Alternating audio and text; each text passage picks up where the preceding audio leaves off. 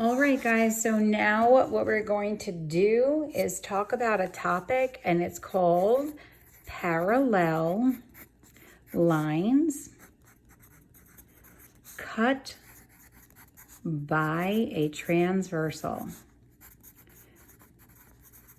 And this is going to come up in your life a couple of times. So what we need to do is, and we talked about perpendicular. So perpendicular lines are two lines that intersect and form right angles. So all of these angles then are right, and that's 90, 90, 90, 90, making a full rotation of 360.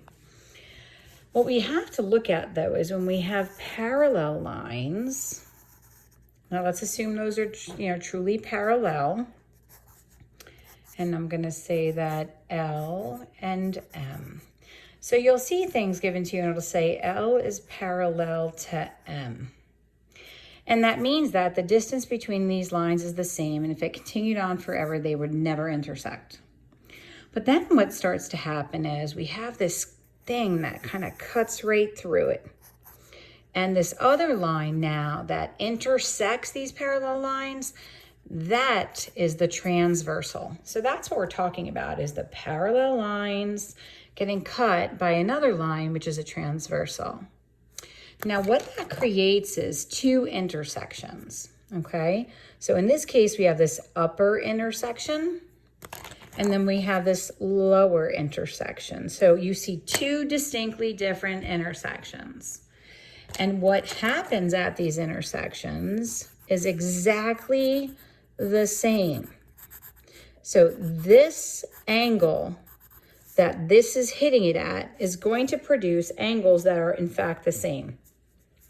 Now, we've been talking about one intersection. Whenever you have one intersection, no matter what happens here, you're going to get adjacent angles that share the same ray. I'm just going to use numbers here just to kind of help out with conversation. So that's one intersection. And we know that angle 1 and angle 2 are linear pairs and supplements. So angle 1 plus angle 2 will equal 180. We know that 2 and 4 are vertical. They only share the vertex. And vertical angles are opposite and they're equal to each other. So whatever the measure of angle 2 is, it'll be the same as angle 4. So if angle 2 is 60, angle 4 is 60. Same thing with angle 1 and angle 3. If angle 1 is 100, angle 3 is 100. So you have adjacent angles like 1 and 2 because they share this ray, like 4 and 3 because they share this ray, like 2 and 3 because they share this ray. So in this intersection, adjacent angles are also supplements. But what starts to happen is there was a relationship between the angles in this one intersection and the other, okay? In one intersection, we have vertical and we have adjacent. Oops, that's supposed to be J. Adjacent. And the adjacent ones are supplementary, okay? Now, let's go look at these. And if you think about the words, it will make perfect sense, okay? This area that I just marked, that is between the parallel lines. That is called the interior. It's kind of like a car. So the yellow is the interior. And this space on the outside is the exterior, all right?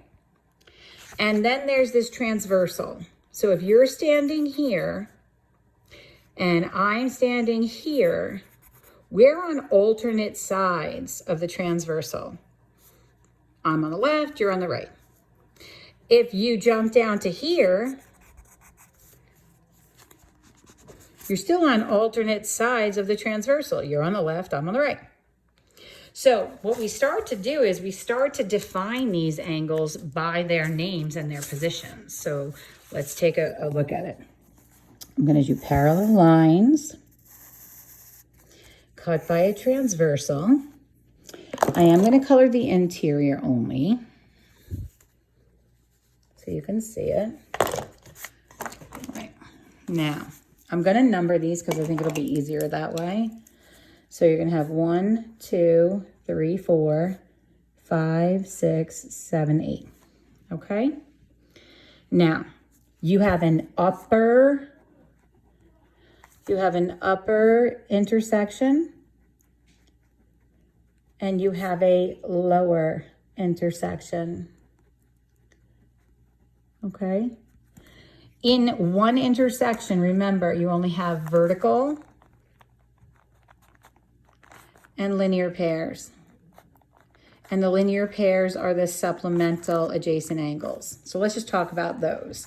1 and 2, 2 and 3. Sorry, 1 and 2, 2 and 3, 3 and 4, 4 and 1. They're all in this top intersection. They're all adjacent and they form a half of a rotation.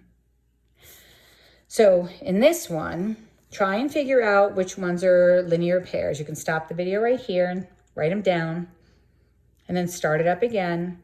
And you should see that angle 5 and angle 6 are linear pairs. 6 and 7 are linear pairs or supplements. 7 and 8 are linear pairs, adjacent supplements. And 5 and 8 are adjacent supplements, okay? Now, here are the names that are going to be connectors between the upper intersection and the lower intersection. So the first is going to be called alternate exterior angles.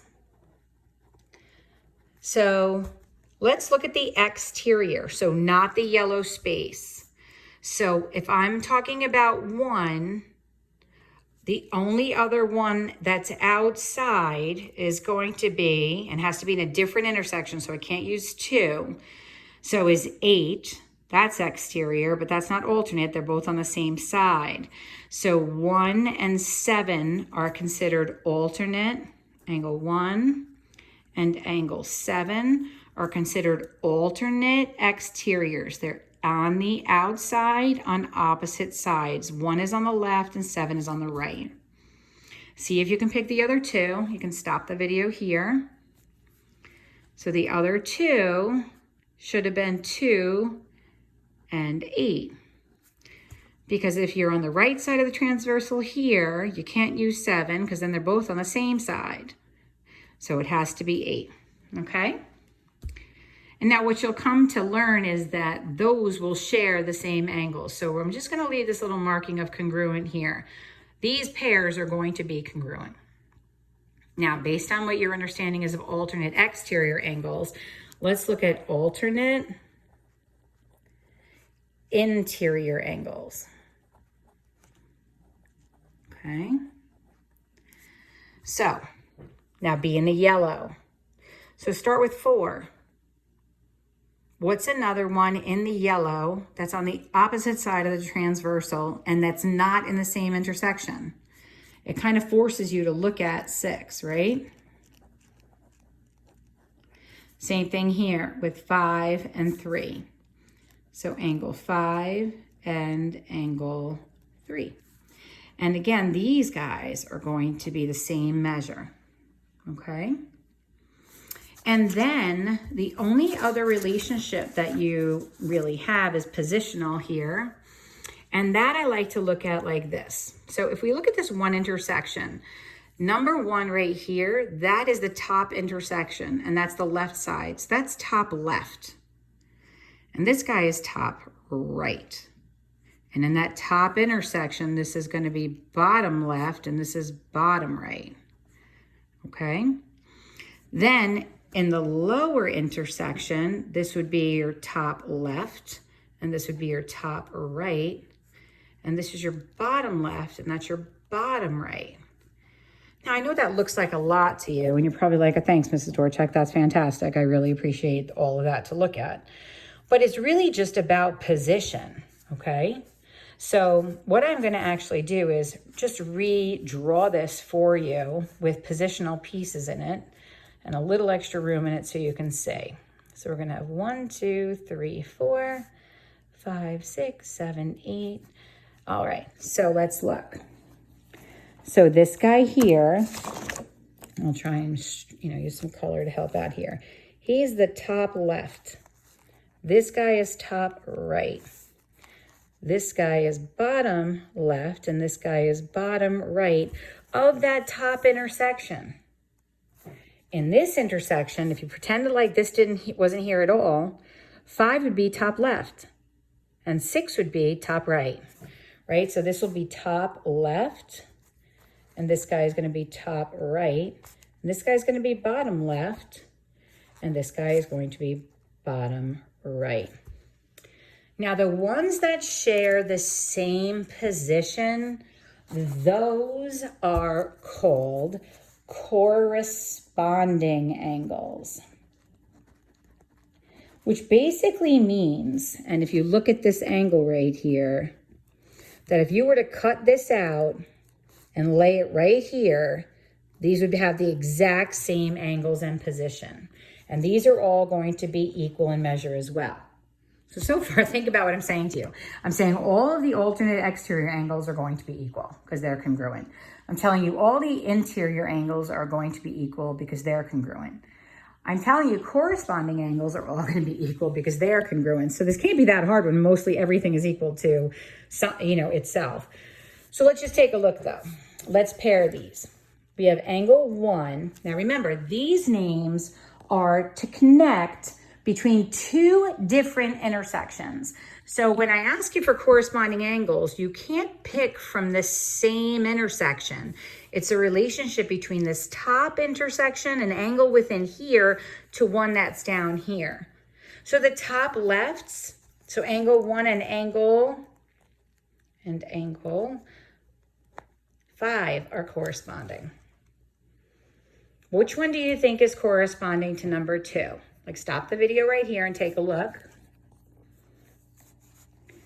And then start it up and you get angle 2 is in the same position. Top right, it's got to be angle 6.